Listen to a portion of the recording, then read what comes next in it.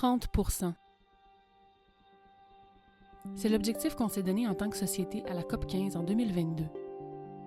Restaurer 30 % des écosystèmes d'ici à 2030. Et cet objectif-là, il tombe à pic, parce que depuis 2021, on est dans la décennie des Nations Unies pour la restauration des écosystèmes. Plus près de chez nous, au Québec, c'est aussi au cœur de nos préoccupations, tout particulièrement en ce qui concerne nos milieux humides et hydriques, qu'on continue de perdre et de perturber à un rythme inquiétant. Avec les changements climatiques et la crise de la biodiversité qui frappe à notre porte, on doit maintenant s'atteler à inverser cette tendance en misant sur la restauration. Et si on veut avoir une chance d'atteindre ce fameux 30 % visé, il faudra non seulement relever nos manches, mais surtout apprendre à travailler ensemble. Parce que la clé du succès repose sur notre capacité à échanger avec celles et ceux qui rencontrent les mêmes défis que nous, ailleurs sur notre planète. Et c'est ça qui a motivé la création de la mission Grenoble 2024. Subventionnée par le MRIF, cette mission avait pour but de favoriser les échanges entre le Québec et la France sur la restauration des milieux humides et hydriques.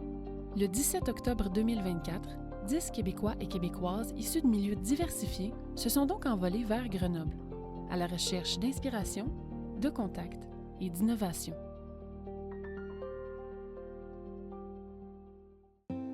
À notre arrivée en sol français, notre priorité, c'était de tisser des liens. Entre nous, avec nos collègues français, mais aussi avec le territoire qui nous accueillait. On est donc parti à la découverte des Alpes, portés par les nuages du Vercors. On a échangé sur nos cultures, mais aussi sur nos pratiques, nos structures de gouvernance et nos enjeux sociétaux en lien avec la restauration. Et ce qu'on a rapidement constaté, c'est que les enjeux liés à la restauration en sol québécois et en sol français sont très similaires. Ce qui est ressorti de nos premiers échanges, c'est une vision de la restauration centrée sur l'adaptabilité. Pour Julien, animateur de communauté à Lara, restaurer, c'est savoir écouter et s'adapter. C'est proposer quelque chose à l'écosystème, écouter sa réponse et ajuster le tir en conséquence. Et cette notion d'adaptabilité, elle nous a suivis tout au long de notre séjour. Savoir s'adapter, c'est ce qui a fait le succès de projets complexes comme celui de la découverture d'un segment de la Savasse. Situé en plein cœur d'une commune de 50 000 habitants, ce cours d'eau était encaissé dans le béton depuis la fin des années 40 en raison de sa forte pollution. Aujourd'hui oublié sous un stationnement, la dégradation de sa conduite d'encaissement a poussé la commune à prendre action afin de redécouvrir le cours d'eau. Les obstacles ont été nombreux, mais tous ont pu être pris en compte grâce à l'adaptabilité des parties prenantes. Des lieux historiques se trouvent à proximité, on les contourne et on les intègre dans le design du projet. Des espèces de chauves-souris protégées nichent dans la conduite, on ajuste les périodes de travaux et on relocalise les individus. Des résurgences surprises causent des enjeux de structure, on navigue avec la flexibilité réglementaire et on adapte les plans. Le résultat final parle de lui-même. Un milieu naturel réanimé, où l'eau fait tranquillement son chemin, au grand air, à nouveau. L'adaptabilité, c'est aussi le mot d'ordre de Nicolas et Adrien de la firme Biotech, responsable de la conception et de la mise en œuvre de ce genre de projet. Pour eux, c'est important de bien transmettre leur vision aux équipes de réalisation, quitte à dessiner sur les plans ou encore à les coller carrément dans la pelle de l'excavatrice et à demander aux conducteurs de descendre pour observer le site. C'est aussi important d'entretenir nos relations avec les communautés qui habitent nos territoires, parce qu'elles aussi peuvent être appelées à s'adapter aux imprévus. Imaginez pouvoir régler un enjeu d'empiètement en territoire agricole pour élargir le lit d'un cours d'eau restauré en un seul coup de fil. C'est ce que Nicolas et Adrien ont réussi à accomplir dans le cadre d'un autre projet de restauration, grâce à leur approche ancrée au sein des communautés. En France, ce genre de scénario est possible non seulement grâce à l'adaptabilité des personnes impliquées, mais aussi grâce à un contexte de gouvernance différent de celui du Québec. Chez nous, l'un des principaux moteurs à la restauration, c'est le financement des projets via le PRC-MHH. Mais en France, c'est plutôt ce qu'on appelle la GEMAPI, centrée sur la gestion des inondations, qui fait avancer la machine. En paysage montagneux, l'énergie que déplacent les grands cours d'eau a le potentiel de causer d'importants dégâts. Lors d'une crue, des cours d'eau comme l'Isère peuvent déplacer plus de 1000 mètres cubes d'eau à chaque seconde. La ville de Grenoble, qui compte plus de 400 000 habitants, est située en pleine zone inondable de l'Isère. L'intensification des crues causées par les changements climatiques est donc un enjeu socio-économique majeur pour cette région, ce qui en fait un fort moteur d'action. C'est dans ce contexte que s'inscrit le projet que nous a présenté Morgane, qui travaille pour un organisme en charge de l'aménagement et de la gestion des cours d'eau. Depuis les 15 dernières années, c'est plus de 135 millions d'euros qui ont été investis pour élargir l'espace de liberté de l'Isère via le déplacement d'une grande digue sur près de 40 km linéaires. Ces modifications ont d'ailleurs permis de diminuer les pics de crue de près de 35 %. Mais en parallèle des gains pour la protection contre les inondations, le projet a également mené à la création d'un corridor écologique via l'acquisition de 330 hectares de forêts riveraines. Ce projet, pourtant centré sur la gestion de l'eau, a donc permis de faire d'une pierre deux coups. Morgane nous explique que la digue est aussi un espace utilisé par les communautés locales. Il fallait donc concilier accessibilité, sécurité et fonctionnalité des ouvrages. Et réussir à tout maximiser, c'est rarement envisageable. Il faut donc faire des compromis. Concilier des usages multiples, c'est ce qu'a su faire Jérôme du CEN Savoie, qui a mené les travaux de restauration de l'une des plus grandes tourbières de France, anciennement perturbée par des activités agricoles.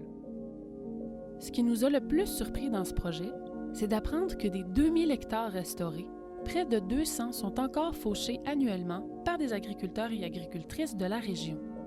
La végétation ainsi récoltée leur sert de fourrage pour le bétail, et cet accès leur est garanti gratuitement, leur offrant environ 330 tonnes de fourrage par an. Et en plus de tout ça, dans cette zone de fauche, des bosquets d'arbustes sont également laissés sur place d'année en année afin d'offrir un abri pour la chasse à la sauvagine. Cette multiplicité des usages nous a tous impressionnés et nous a poussé à nous questionner sur la possibilité de proposer ce genre de compromis chez nous, au Québec. Le jour suivant, c'est sur les pistes de stations de ski en montagne qu'on a pu observer d'autres conflits d'usage. Dans les grands complexes de ski, certains aménagements peuvent modifier considérablement le drainage du territoire, compromettant la structure même des cours d'eau et des milieux humides avoisinants. Pour répondre à ces enjeux, André et Stéphanie de l'INRAE ont proposé des solutions centrées sur le génie végétal afin de stabiliser les rives de cours d'eau qui subissent de fortes pressions d'érosion. Toutefois, ce genre de solution ne convient pas à tous les contextes. Même les meilleurs ingrédients ne donnent pas toujours les résultats escomptés. Et si on veut apprendre de nos erreurs, il va falloir qu'on commence par partager nos échecs. Le lendemain, on a eu la chance de participer à ce qu'on appelle une pêche au cas pratique. L'idée, c'est d'enfiler nos bottes de pluie et d'aller sur le terrain pour visiter un projet phare et favoriser les échanges constructifs. C'est ce qu'a su faire Antoine, qui nous a présenté plusieurs projets d'ouvrages low-tech conçus pour stabiliser des berges de cours d'eau. Certains projets ont très bien fonctionné, alors que d'autres, pas vraiment.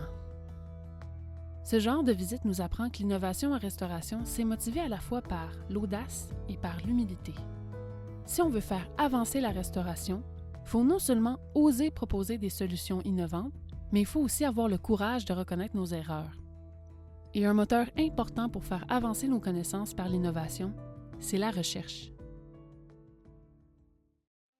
Suivi faunique, floristique, hydrologique, pédologique, chacun des projets qu'on a eu la chance de visiter intégrait différentes formes de suivi en collaboration avec des équipes de recherche. Ces travaux sont en quelque sorte la pierre angulaire de la restauration. La collecte et l'analyse de données nous permettent de comprendre les facteurs qui influencent le succès des projets afin d'outiller les praticiens et les praticiennes de la restauration, mais aussi d'informer les instances de gouvernance sur les pratiques à mettre de l'avant. S'il y a bien une chose qu'on retient tous et toutes des histoires qui nous ont été partagées, c'est que le cœur de la réussite de tout projet de restauration, c'est l'adaptabilité. L'adaptabilité à la fois dans la conception des projets, mais aussi tout au long de leur mise en œuvre. Puis, a posteriori, l'adaptabilité de nos approches que nos succès et nos échecs informent. Mais ce qu'on retient surtout, c'est la nécessité d'une gouvernance adaptative qui soutient l'audace et l'innovation à travers la recherche et permet aux communautés de pratique de déployer ces innovations dans leurs projets. Au final, cette mission nous a apporté beaucoup d'inspiration. Mais surtout, elle nous a permis de réfléchir à ce dont on avait besoin pour atteindre notre objectif de zéro perte nette de milieux humides au Québec. Et chacun et chacune d'entre nous rapporte de cette expérience un bagage différent. et on a bien l'intention de les faire percoler dans nos milieux de pratique respectifs.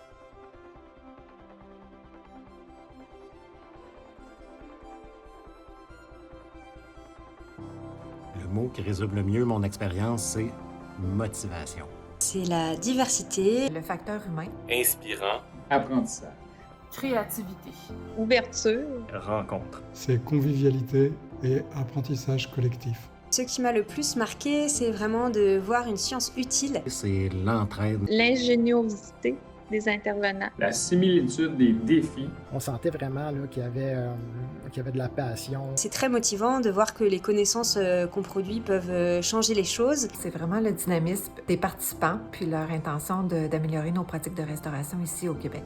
Tous les champs de connaissances ouverts par l'interdisciplinarité et la confrontation de nos deux contextes culturels. Dans mes valises, je ramène l'idée que la clé du succès des projets de restauration, c'est l'humain. Que clairement, la restauration environnementale a une dimension philosophique. La pêche au cas pratique doit être amenée ici au Québec.